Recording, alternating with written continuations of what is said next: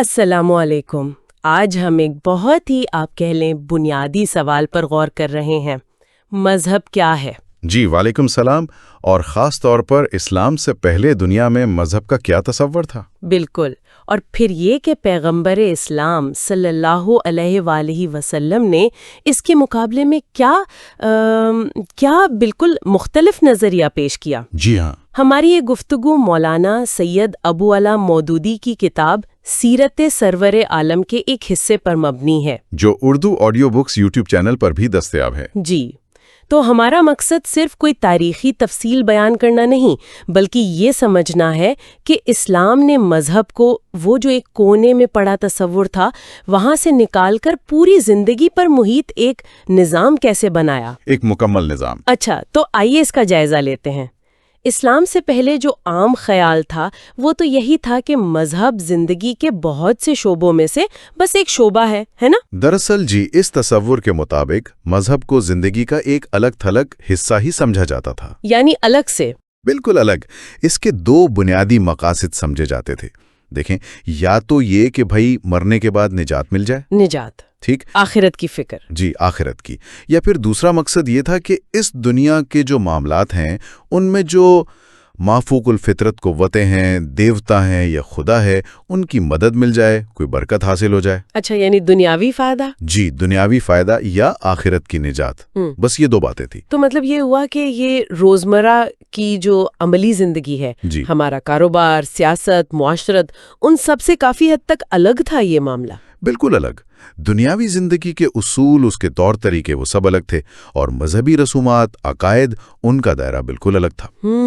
یعنی جیسے دو الگ دنیایں۔ جی، انسان کا خدا سے کیا تعلق ہے وہ ایک خانہ تھا، جی، پھر انسان کا اپنے آپ سے کیا تعلق ہے وہ دوسرا، اچھا، پھر دوسرے انسانوں سے تعلق، اس دنیا سے تعلق، یہ سب گویا الگ الگ خانوں میں بٹے ہوئے تھے، ان میں کوئی ربط نہیں تھا۔ اور یہاں یہ سمجھنا اہم ہے، جیسا کہ ماخذ میں بھی اشارہ ہے، کہ یہ جو علیحدگی تھی یہ بذات خود ایک مسئلہ کیوں تھی؟ جی، یہ بہت اہم نکتہ ہے۔ یہ جو تصور تھا جسے ماخذ میں جاہلیت کا تصور کہا گیا ہے، یعنی اسلام سے پہلے کا دور اور سوچ۔ بالکل، جہاں مذہب کو زندگی سے الگ سمجھا جاتا تھا، اس کی بنیاد پر آپ دیکھیں کوئی مکمل تہذیب یا تمدن قائم ہی نہیں ہو سکتا تھا۔ کیوں؟ مطلب وجہ کیا تھی؟ وجہ یہ کہ تہذیب تو انسان کی پوری عملی زندگی کا نقشہ ہوتی ہے نا، تو جو چیز زندگی کا صرف ایک جزو ہو، ایک حصہ ہو، اسے آپ پوری زندگی کی بنیاد کیسے بنا سکتے ہیں؟ بات تو صحیح ہے۔ وہ تو ممکن ہی نہیں تھا۔ تو اس کا مطلب یہ ہوا کہ جب مذہب اور تہذیب یعنی دین اور دنیا الگ الگ پٹریوں پر چلیں گے تو مسائل تو پیدا ہوں گے۔ لازمی تھے۔ ماخذ یہی بتاتا ہے کہ جب کبھی ان دونوں میں کوئی تعلق بنا بھی تو اس کے اثرات اکثر منفی ہی نکلے۔ منفی اثرات کس طرح کے؟ دیکھیں، یہ اثرات دو طرفہ تھے۔ ایک طرف جب مذہب نے دنیاوی تہذیب پر اثر انداز ہونے کی کوشش کی تو اکثر اس میں رہبانیت جیسی چیزیں آ گئیں۔ رہبانیت یعنی دنیا چھوڑ دینا؟ جی، دنیا سے کنارہ کشی، جسے مونسٹزم کہتے ہیں، مادیت سے نفرت پیدا ہوئی، دنیاوی لذتوں کو حقیر سمجھا جانے لگا۔ تو یہ تو ترقی میں رکاوٹ بن گئی پھر۔ بالکل، اس نے انسانوں میں تفریق، تعصب، اس کو بھی فروغ دیا۔ تو ظاہر ہے یہ رویہ دنیاوی ترقی میں مددگار تو نہیں ہو سکتا تھا، بلکہ رکاوٹ ہی بنا۔ یہ تو ہوئی ایک طرف کی بات، اور دوسری طرف کیا ہوا جب دنیاوی تہذیب نے مذہب پر اثر ڈالا؟ وہ بھی کوئی اچھا اثر نہیں تھا۔ دوسری طرف جب تہذیب نے، جس کی بنیاد اکثر مادیت پرستی، مٹیریلزم اور نفسانی خواہشات مطلب سیلف انڈلجنس پر تھی، جب اس نے مذہب پر اثر ڈالا تو اس نے مذہب کو بھی آلودہ کر دیا۔ آلودہ مطلب کیسے؟ مطلب یہ کہ مذہب کے اندر ایسی رسومات اور خیالات داخل ہو گئے جو بنیادی مذہبی تعلیمات کے بجائے انسانی خواہشات کی عکاسی کرتے تھے۔ اچھا۔ حد تو یہ کہ مذہب کو بعض اوقات غلط کاموں، بری خواہشات کو جواز فراہم کرنے کے لیے بھی استعمال کیا جانے لگا۔ یعنی مذہب کو آڑ بنایا گیا۔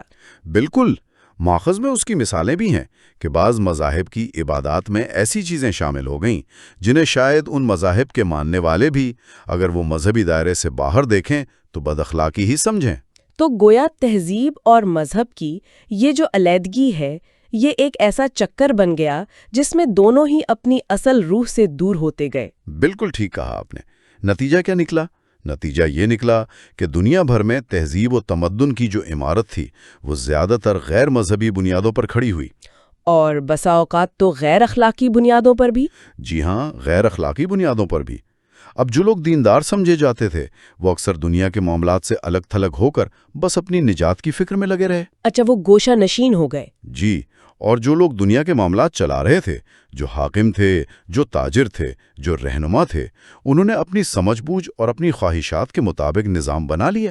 تو مذہب ایک طرح سے آپ کہہ لیں زندگی کے حاشیے پر چلا گیا، سائیڈ لائن ہو گیا۔ بالکل، ایک ضمیمہ، ایک اپینڈکس کی طرح۔ اگر وہ موجود بھی رہا تو بس ایک اضافی چیز کے طور پر، جس کا زندگی کے اصل دھارے سے یعنی سیاست، معاشیت، معاشرت ان سے کوئی گہرا تعلق نہیں تھا۔ اور وہ ان سب خرابیوں کے ساتھ بھی چلتا رہا جو معاشرے میں موجود تھیں۔ سیاسی ظلم ہو رہا ہے، معاشی ناانصافی ہے، معاشرتی بے اعتدالیاں ہیں، مذہب ان کے ساتھ ساتھ چل رہا ہے بغیر کوئی خاص مداخلت کیے۔ جی، یہی وہ صورتحال تھی جس کا سامنا پیغمبر اسلام صلی اللہ علیہ وسلم کو تھا، اور ماخذ کے مطابق آپ کا مشن اس کے سوا کچھ تھا ہی نہیں کہ مذہب کے اس محدود، اس غیر فطری اور اس ظاہری تصور کو جڑ سے اکھاڑ پھینکیں، اور اس کی جگہ ایک عقلی، ایک فطری اور ایک جامع تصور پیش کریں، اور صرف پیش ہی نہ کریں بلکہ اس نئے تصور کی بنیاد پر ایک مکمل تہذیب اور تمدن کا نظام وہ عملاً قائم کر کے دکھا دیں۔ یہ تو بہت بڑا ایک انقلابی قدم تھا۔ یقیناً یہ ایک بہت بڑا چیلنج تھا۔ تو اسلام نے پھر مذہب کا کیا تصور پیش کیا؟ یہ پہلے والے تصور سے اتنا مختلف کیسے تھا؟ بنیادی فرق کیا تھا؟ دیکھیں، اسلام کا بنیادی نقطہ ہی یہ ہے، اس کی پہلی بات ہی یہ ہے کہ دین یا مذہب جسے ہم کہتے ہیں وہ زندگی کا کوئی ایک شعبہ یا حصہ نہیں ہے۔ اچھا، تو پھر کیا ہے؟ بلکہ یہ پوری زندگی ہے، پوری زندگی کا احاطہ کرتا ہے۔ یہ زندگی کی روح ہے، اس کی اصل بنیاد ہے۔ زندگی کی روح؟ جی، یہ وہ کسوٹی ہے، وہ پیمانہ ہے جو زندگی کے ہر معاملے میں، ہر قدم پر صحیح اور غلط کا فرق بتاتی ہے۔ دین کا کام صرف یہ نہیں کہ آخرت کی نجات مل جائے یا دنیا میں کوئی برکت مل جائے، نہیں، بلکہ یہ زندگی کے ہر قدم پر رہنمائی فراہم کرتا ہے، سیدھا راستہ دکھاتا ہے، اس پر چلنے کی طاقت دیتا ہے، اور دنیا سے لے کر آخرت تک زندگی کے ہر مرحلے میں کامیابی کی ضمانت دیتا ہے۔ اسی جامع نظام کا نام اسلام ہے۔ تو یہ کہنا کہ اسلام صرف نماز، روزہ، حج، زکوٰۃ یا چند مذہبی رسومات کا نام ہے، یہ تو پھر اس کے بنیادی پیغام کو نہ سمجھنے والی بات ہوئی۔ بالکل، یہ تو اس کی روح کو نہ سمجھنے کے مترادف ہے۔ یہ تو زندگی کا ایک مکمل آپریٹنگ سسٹم ہے، اگر آج کی زبان میں کہیں۔ ہاں، آپریٹنگ سسٹم، یہ اچھی مثال ہے جو انسان کے ہر تعلق پر لاگو ہوتا ہے۔ جی ہاں، ہر تعلق پر۔ اور یہ تعلقات کون سے ہیں؟ انسان کا اللہ سے تعلق، ٹھیک، اپنے نفس سے یعنی اپنی ذات سے تعلق، دوسرے انسانوں سے تعلق، اور اس پوری کائنات سے تعلق۔ اسلام کی نظر میں یہ سب الگ الگ نہیں ہیں، یہ سب جڑے ہوئے ہیں، یہ سب ایک دوسرے سے جڑے ہوئے ہیں۔ اسلام یہ کہتا ہے کہ انسان کا باقی تمام تعلقات یعنی اپنے نفس سے، دوسروں سے، کائنات سے، یہ اسی وقت درست ہو سکتے ہیں جب اس کا اپنے خالق اللہ تعالیٰ سے تعلق درست ہو۔ اچھا، تو بنیاد اللہ سے تعلق ہے۔ جی، بنیاد وہ ہے، اور مذہب کا اصل کام یہی ہے کہ وہ انسان کو اس مربوط، اس متوازن، اس کامیاب زندگی گزارنے کے لیے ذہنی طور پر بھی اور عملی طور پر بھی تیار کرے۔ اور جو مذہب یہ کام نہیں کرتا؟ جو مذہب یہ کام نہیں کرتا وہ حقیقت میں دین کہلانے کا مستحق نہیں، وہ ایک نامکمل چیز ہے۔ اسی لیے تو قرآن کہتا ہے ان الدین عند اللہ الاسلام، بے شک اللہ کے نزدیک دین صرف اسلام ہے۔ یعنی اللہ کے نزدیک قابل قبول طرز زندگی وہ صرف یہی مکمل سپردگی ہے جو پوری زندگی پر محیط ہو۔ تو یہ صرف عقائد کا مجموعہ نہیں رہا، پھر یہ تو ایک مکمل طرز فکر بن گیا، ایک رویہ، ایک ایٹیٹیوڈ آف مائنڈ جو پوری زندگی پر چھا جاتا ہے۔ بالکل، اور اسی لیے یہ حقوق کا تعین کرتا ہے، حقوق العباد اور حقوق اللہ۔ یعنی کس کے کیا حقوق ہیں، کیا ذمہ داریاں ہیں؟ جی، اللہ کے کیا حقوق ہیں، انسان کے اپنے نفس کے کیا حقوق ہیں، پھر والدین، بیوی بچوں، رشتہ داروں، پڑوسیوں، دوستوں، حتیٰ کہ دشمنوں کے بھی۔ دشمنوں کے بھی حقوق؟ جی، اسلام تو دشمنوں کے حقوق بھی بتاتا ہے۔ پھر ہم مذہب، غیر مسلم، یہاں تک کہ جانور، چرن پرند، بے جان چیزیں، ماحولیات، ان سب کے حقوق کا تعین کرتا ہے۔ اور صرف حقوق بتاتا ہی نہیں، صرف فہرست نہیں دیتا، بلکہ ان کے درمیان ایک کامل توازن، ایک بیلنس اور عدل قائم کرنے کا نظام بھی فراہم کرتا ہے۔ یہ توازن اور عدل بہت اہم ہے۔ بہت اہم ہے۔ ایک سچا مسلمان ہونے کا تقاضا یہی ہے کہ وہ ان تمام حقوق کو انصاف کے ساتھ ادا کرے، کسی ایک حق کو ادا کرتے ہوئے دوسرے کو پامال نہ کرے۔ تو یہ طرز فکر پھر زندگی کا ایک بلند اخلاقی مقصد بھی دیتا ہوگا؟ یقیناً، ایک بلند اخلاقی نصب العین اور ایک پاکیزہ روحانی نقطہ نظر، اور زندگی کی تمام سرگرمیاں، چاہے وہ انفرادی ہوں یا اجتماعی، وہ سب اسی ایک مرکزی مقصد، ایک مرکز کی طرف مرکوز ہو جاتی ہیں۔ اور یہی مرکزی مقصد پھر ہر چیز کی قدر، ویلیو جانچنے کا پیمانہ بن جاتا ہے۔ جی بالکل، یہ ایک معیار بن جاتا ہے۔ جو چیز اس مقصد کے حصول میں مددگار ہو اسے اختیار کیا جاتا ہے، جو رکاوٹ بنے اسے ترک کر دیا جاتا ہے۔ یہ ایک مسلسل جانچ پڑتال کا عمل ہے زندگی کے ہر معاملے میں۔ اس کی عملی شکل کیا ہوتی ہے؟ مطلب روزمرہ زندگی میں ماخذ میں کچھ مثالیں ہیں اس کی؟ جی ہاں، بالکل ہیں۔ ماخذ بتاتا ہے کہ انفرادی زندگی میں کھانے پینے سے لے کر لباس، لوگوں سے ملنا جلنا، لین دین، گفتگو، ہر چیز میں اسلام رہنمائی دیتا ہے۔ ٹھیک۔ اسی طرح اجتماعی زندگی میں معاشرت کے اصول، معیشت کا نظام، سیاست اور حکومت کیسے چلانی ہے، ان سب شعبوں میں اسلام رہنمائی فراہم کرتا ہے۔ اور یہ رہنمائی کس بنیاد پر ہوتی ہے؟ اس بنیاد پر کہ کون سے طریقے اختیار کیے جائیں جو انسان کو اس کے اصل مقصد حیات یعنی اللہ کی رضا کی طرف لے جائیں، اور کن راستوں سے بچا جائے جو اسے بھٹکا دیں۔ اچھا۔ یہاں تک کہ اسلام یہ بھی بتاتا ہے کہ یہ کائنات جسے انسان کے لیے مسخر کیا گیا ہے، جی، تسخیر کائنات جسے کہا گیا ہے، یعنی ہارنسنگ دی یونیورس، اس کی قوتوں کو کن مقاصد کے لیے اور کیسے استعمال کیا جائے، بالکل، تاکہ وہ انسان کے لیے خیر کا باعث بنے نہ کہ شر کا۔ یعنی سائنس اور ٹیکنالوجی کا استعمال بھی ایک اخلاقی اور روحانی مقصد کے تابع ہو۔ اور یہ دائرہ صرف ایک مسلم معاشرے تک ہی محدود نہیں رہتا؟ نہیں، بالکل نہیں، یہ بین الاقوامی تعلقات تک پھیلا ہوا ہے۔ اسلام یہ اصول بھی وضع کرتا ہے کہ ایک مسلم معاشرے کو غیر مسلم معاشروں کے ساتھ کیسے تعلقات رکھنے چاہیے۔ یعنی دوستی، دشمنی، جنگ، امن، ہر حالت میں؟ جی، ہر حالت میں، غلبہ ہو یا مغلوبیت، ہر صورتحال کے لیے اصول موجود ہیں۔ علم و تہذیب کا تبادلہ کیسے کرنا ہے، ان سب کے اصول واضح ہیں۔ اور ان سب کا مقصد کیا ہے؟ مقصد یہ ہے کہ مسلمان خود اپنے راستے سے، اپنے مقصد سے نہ ہٹیں، اور اگر ممکن ہو تو باقی انسانیت کو بھی اسی فطری اور عالمگیر مقصد کی طرف لانے کی کوشش کریں جو تمام انسانوں کا مشترکہ مقصد ہونا چاہیے۔ تو اس سب کا نچوڑ، خلاصہ کیا ہے؟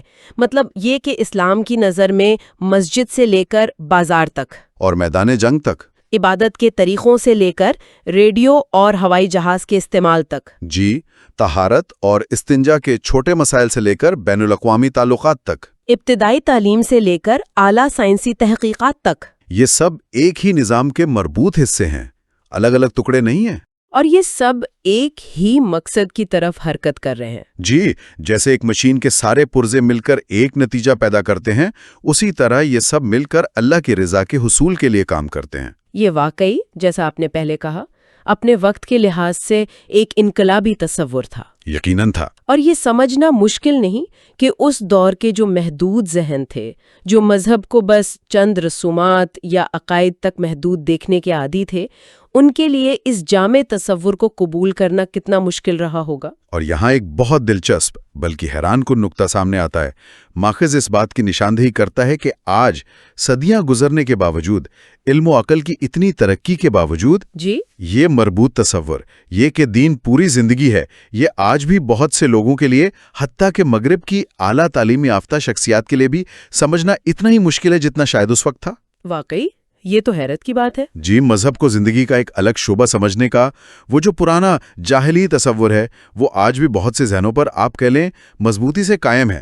یہ تو ایک بڑا تضاد ہے، اور مؤخذ میں اس بات پر بھی افسوس کا اظہار کیا گیا ہے کہ بعض اوقات خود مسلمان جو اپنے آپ کو مسلمان کہتے ہیں، اور خاص طور پر وہ جو جدید علم سے بھی روشناس ہیں، جی، نور علم کے پروانے کہا گیا انہیں شاید، ہاں، وہ بھی اسلام کو اسی پرانی جاہلی اینک سے دیکھتے ہیں۔ مطلب وہ اسلام کو صرف چند عبادات جیسے نماز، روزہ بس اس تک محدود سمجھتے ہیں، یا پھر کچھ مخصوص معاشرتی مسائل جیسے موسیقی جائز ہے یا نہیں، یا تعزیے یا گانے بجانے کے معاملات، بس ان چیزوں کو ہی کل اسلام سمجھ لیتے ہیں، بجائے اس کے کہ اسے ایک مکمل ضابطۂ حیات کے طور پر دیکھیں جو زندگی کے ہر پہلو پر محیط ہے۔ بالکل، وہ اس کی جامعیت کو نہیں سمجھ پاتے۔ تو اگر ہم اس ساری گفتگو کا خلاصہ کریں تو بنیادی فرق کیا نکلا؟ بنیادی فرق یہی ہے کہ اسلام سے پہلے کا تصور مذہب کو زندگی کے ایک الگ خانے میں رکھتا تھا، ایک سیپریٹ کمپارٹمنٹ، جی، جبکہ اسلام اسے پوری زندگی کا، آپ نے کہا تھا، آپریٹنگ سسٹم قرار دیتا ہے۔ ہاں، آپریٹنگ سسٹم، ایک ایسا نظام جو انفرادی اور اجتماعی زندگی کے ہر پہلو کو ایک بلند اخلاقی اور روحانی مقصد کے تحت لاتا ہے، انہیں مربوط کرتا ہے۔ بالکل۔ یہ گفتگو ہمیں ایک اہم سوال پر چھوڑ جاتی ہے میرے خیال میں۔ جی، کیا سوال؟ یہ سوچنے کی بات ہے کہ اگر مذہب کو زندگی سے الگ رکھنے کا یہ تصور، جسے ہم آج کل شاید سیکولر بمقابلہ مقدس کی تقسیم کہہ سکتے ہیں، اگر یہ دنیا بھر میں اتنا گہرا اور اتنا عام ہے، تو پھر انفرادی سطح پر کیا عملی اقدامات ممکن ہیں؟ لوگ، چاہے ان کا عقیدہ یا پس منظر کچھ بھی ہو، وہ کیسے اپنی زندگی میں اپنے عقائد اور اپنے اعمال، یعنی اپنی سوچ اور اپنے عمل کے درمیان ایک زیادہ مربوط، ایک زیادہ ہم آہنگ تعلق پیدا کرنے کی کوشش کر سکتے ہیں؟ یہ واقعی ایک اہم سوال ہے جس پر غور کرنے کی ضرورت ہے کہ کس طرح ہم اپنی زندگیوں میں اس تقسیم کو ختم کر کے ایک زیادہ جامع اور مربوط رویہ اپنا سکتے ہیں۔ بالکل، اس پر غور کرنا یقیناً ہم سب کے لیے مفید ہوگا۔